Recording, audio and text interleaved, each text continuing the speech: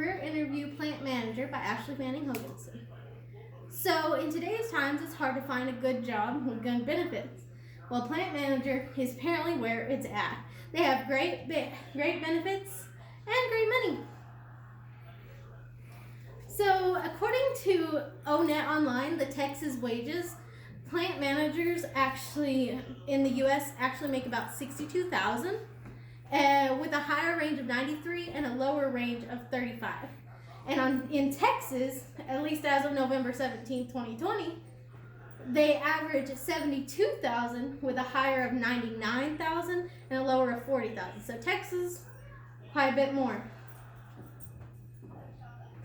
According to the summary report, first line supervisors of production and operating workers on ONET Online as of November 17, 2020, the requirements for a plant manager's job is you need to have a minimum of a GED.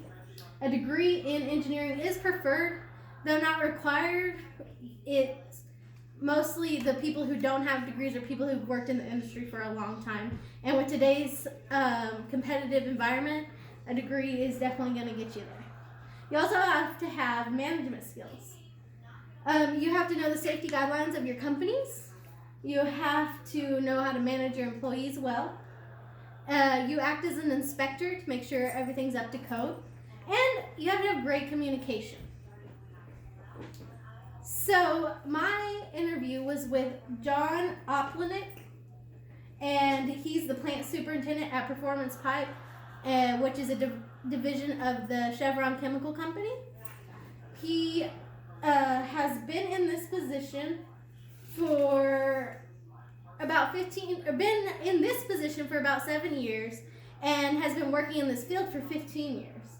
Well, for the position he's in, they look for a bachelor's in some kind of engineering. It can be, production engineering, chemical engineering, or what he has is a science and plastic engineering, which I did not know was a thing. And they want a 5-year minimum experience. Like I said, he had more. And then they want great communication and great planning, because apparently that's what the job is about. So a little bit of details about the job itself. He works 45 to 50 hours a week, and that's not including the time he spends outside of work on the phone and texting and stuff. Because the plant's open 24 hours, he has to be available anytime. He makes direct reports. So there's 4 shift supervisors, each with 10 employees under them. And the 4 supervisors report to him.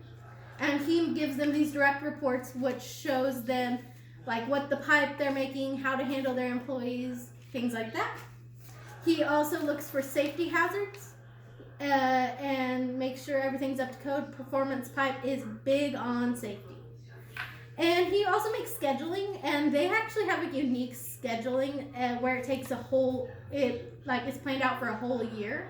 So you know the days you're on and off, because they have shift work, which basically means that they work 4 weeks during days and 4 weeks during nights.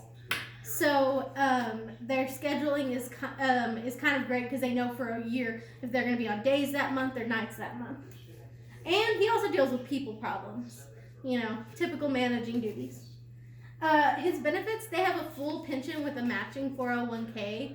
They also offer great health care for the employees' dental, vision, and they offer this boot fund for when they want their boots, because they have to have steel-toed boots. And they also offer a 4-week paid paternal leave, which is basically for people who just had babies, or if you're adopting or fostering, they also give you paid time for that, and it's up to 4 weeks.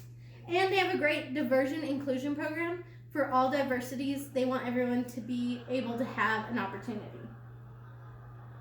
What I kind of learned about this is, though it's great, it's not my road.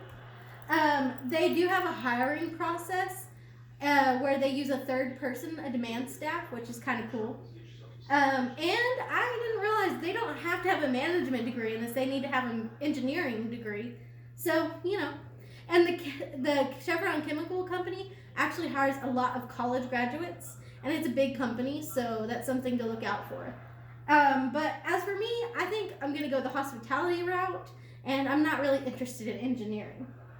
So basically, I learned a whole new world of management that I didn't know exists, and product plant management is just not for me.